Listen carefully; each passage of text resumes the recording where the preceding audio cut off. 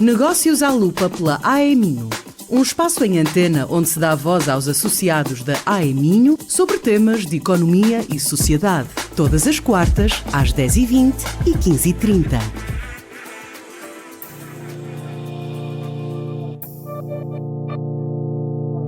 Olá, sejam bem-vindos à segunda temporada do podcast Negócios à Lupa pela AE Minho. Em parceria com a Associação Empresarial do Minho, recebemos todas as semanas diferentes empresários da região para abordar temas da atualidade. E hoje, por ser o primeiro programa, junta-se a esta conversa Ramiro Brito, presidente da AE Minho. A nova Comissão Executiva é alargada a 8 elementos nos próximos 3 anos. Além de Ramiro Brito, integra Ricardo Salgado, Isabel Carneiro, Gonçalo Pimenta de Castro, Patrícia Santos, Nuno Mota, João Pinho de Almeida e Graciete Lima como vice-presidentes. Ramiro, seja muito bem-vindo. Obrigado. Eu gostava de começar esta conversa por algo que já tem dito.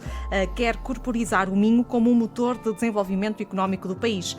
Quais são os passos até chegarmos a este ponto?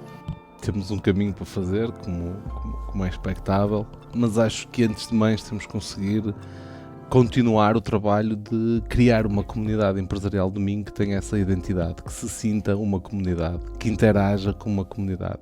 Nós temos sido uma associação que se bate pela cooperação, temos dito, e eu tenho dito muito insistentemente, que o desafio do século XXI para a humanidade é de facto entender que tem tudo a ganhar quando coopera em vez de competir.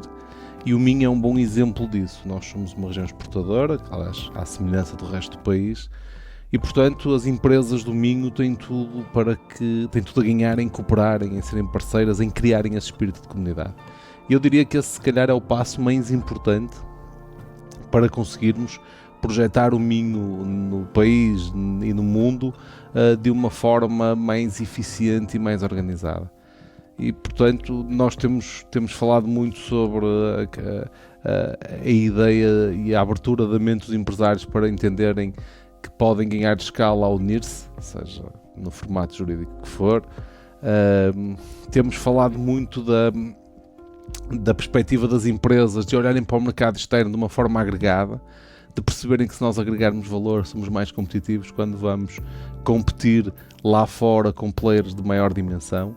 E, portanto, eu diria que a palavra de ordem será mesmo essa, será a cooperação e a agregação para conseguirmos um dos nossos principais objetivos desde o dia em que fundamos a Minho, que é criar uma comunidade empresarial do Minho que agregue Braga e Viana do Castelo num todo, que interaja como uma comunidade, que se veja e se reveja nessa mesma comunidade. Está na AE Minho desde o primeiro dia de vida desta associação. Agora, na liderança da AE Minho, quais são os grandes objetivos que tem para os próximos 3 anos? Eu acho que a AE Minho tem, se olharmos complementarmente para aquilo que eu acabei de dizer, eu diria que nós temos a obrigação de continuar a ser a voz dos empresários de uma forma desinibida, acima de tudo independente.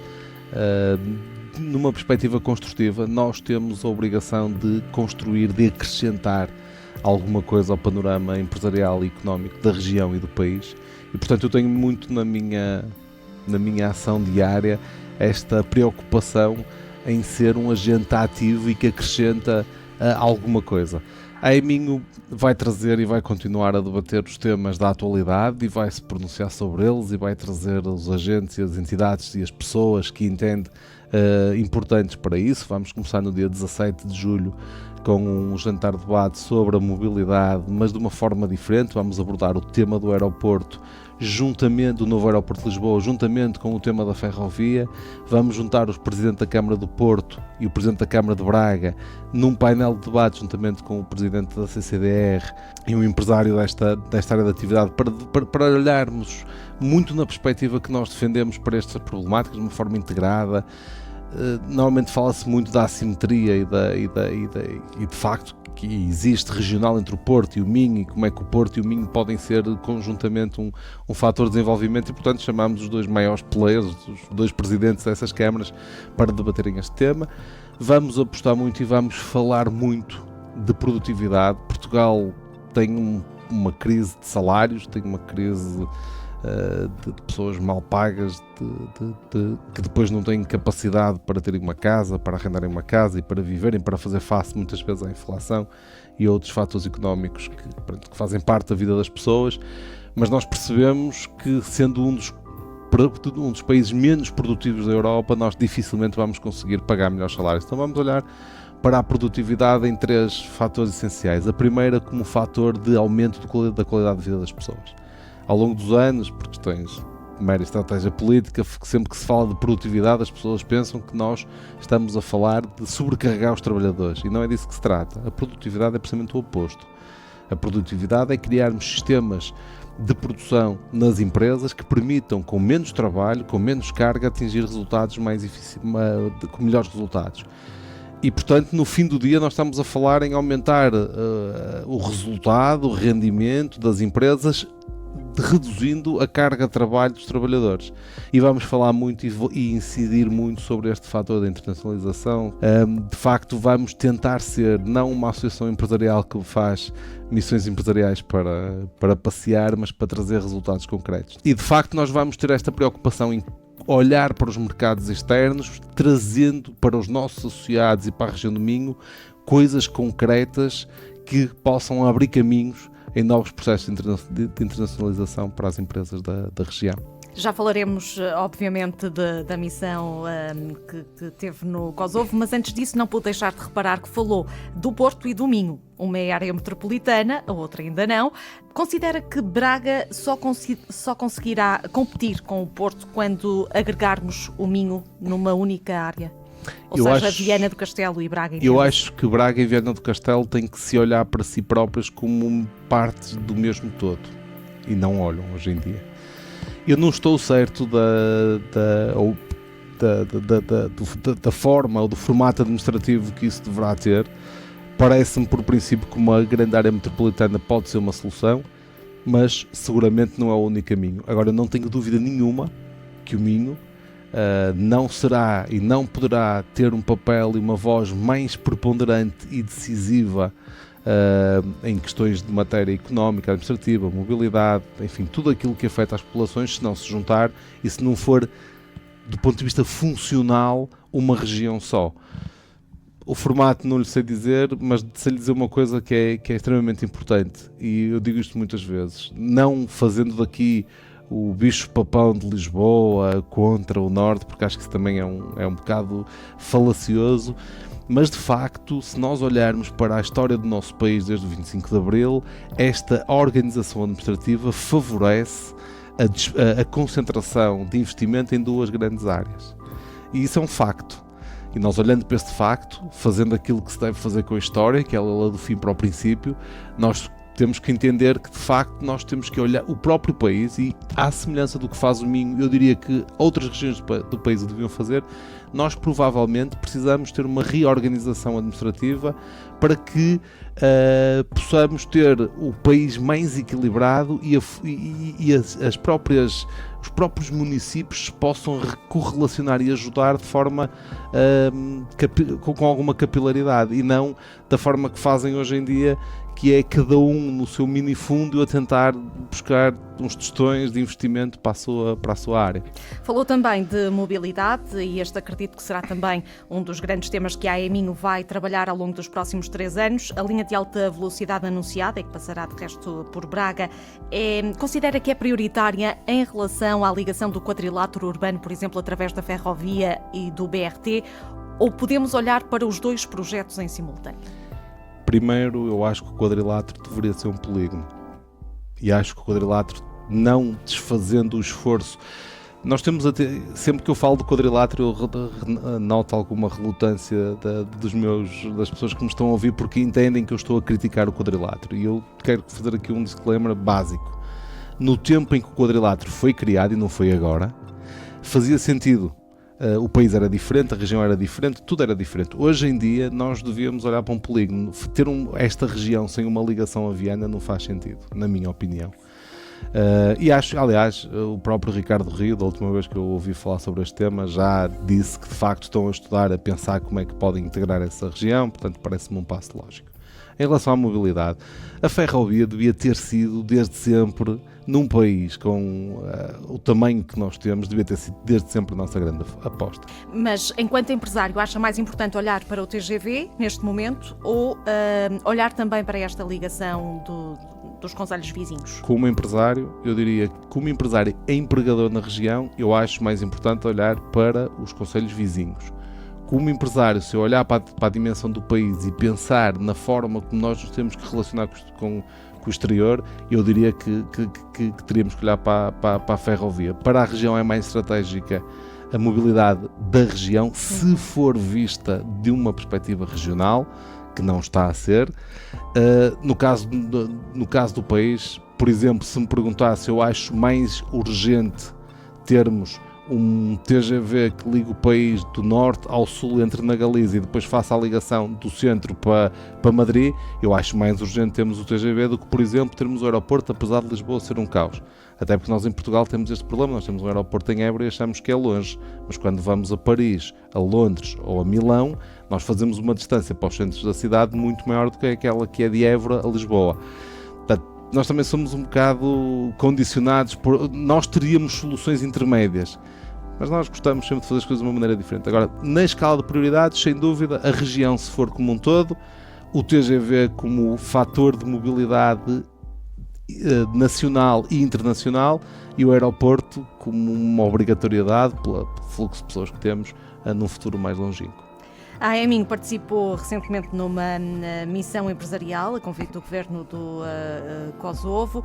O que é que trouxe na bagagem deste país dos Balcãs? Eu fui para o Kosovo de mente aberta e coração cheio.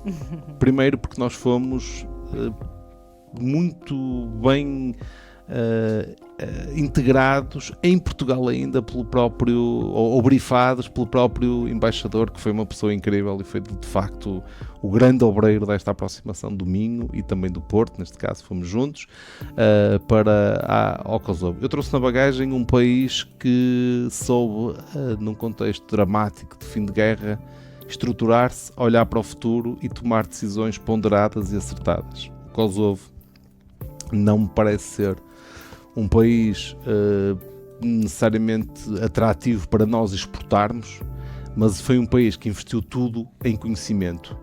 Tem hoje universidades riquíssimas, com uma capacidade de formação muito interessante e que podem ser um hub muito estratégico para as empresas do Minho, do Porto, terem hubs externos, terem ali fontes de conhecimento, agregarem valor e desse valor que produzem, juntando ao valor que nós produzimos em Portugal, conseguirem de facto ter uma abordagem diferente para a Europa e para o mundo.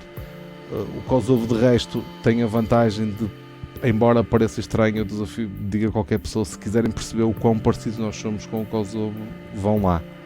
E nós de facto somos muito parecidos com eles em muitas coisas, na forma de estar, de pensar, na própria dinâmica social, temos muitas parecidas com o Kosovo. Então eu trouxe como empresário e como presidente de uma ação empresarial uma série de inputs e de dicas que de facto queremos passar aos nossos empresários, que estejam à procura de talento, que estejam à procura de novas ideias, de formas inovadoras de abordarem determinados produtos e serviços, que olhem para o Kosovo como um sítio não para ir e trazer, mas como um sítio para ir, ficar, produzir e exportar. Ao longo desta temporada falaremos também de inteligência artificial, um tema que está naturalmente a marcar a atualidade. Considera que a inteligência artificial poderá ser um incentivo para a melhoria dos salários e da vida das pessoas no futuro? Eu equiparo a inteligência artificial à revolução industrial e portanto, eu acho que a inteligência artificial é o caminho para nós começarmos ou para nós termos uma maior humanização do trabalho. A inteligência artificial vai permitir ou vai proporcionar ou provocar não um despedimento massivo de pessoas, mas sim uma reconfiguração do trabalho, daquilo que é a necessidade da intervenção humana em determinados processos produtivos, e isso vai permitir de facto acredito eu, que o homem no futuro possa, lá está, voltando à produtividade, com menos esforço produzir mais.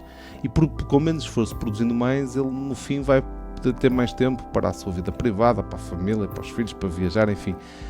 Que é, no fundo, o objetivo de toda a gente, é ter uma vida melhor, indo buscar aqui um bocado o nosso ex-presidente ser feliz, conseguir esse patamar de felicidade. E de facto a inteligência artificial é uma ferramenta muito interessante, como todas as ferramentas, como todos os processos de transformação têm os seus perigos, têm as suas circunstâncias, têm as suas características. É normal que cause alguma estranheza e não o facto de eu achar que é um excelente passo ou um excelente caminho não dispensa a atenção, o rigor e a monitorização que nós temos que ter neste processo como humanos, para garantir que tudo corre bem, mas sim, acredito que vai ser um fator decisivo para o incremento da qualidade de vida dos humanos. E, portanto, os empresários não devem temê-la? Os empresários devem incorporá-la, incentivá-la com responsabilidade social e com responsabilidade humana. Muito bem, muito obrigada, Ramiro. Obrigado, eu. Vamos agora conhecer a agenda da AEMinho para o mês de julho. No dia 6 decorre no Pecote Parque o primeiro Challenger AEMinho. A 16 de julho estão de regresso as Speed Talks, desta vez dedicadas aos desafios na implementação da CSRD. No dia seguinte, dia 17, no Clube Hípico do Norte, em Esposende, decorre um debate e sunset sobre o novo aeroporto de Lisboa e a linha TGV.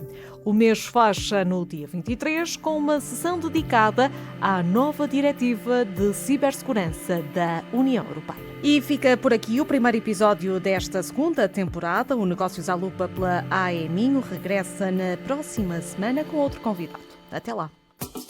Negócios à Lupa pela AEMinho. Saiba mais em ae-minho.pt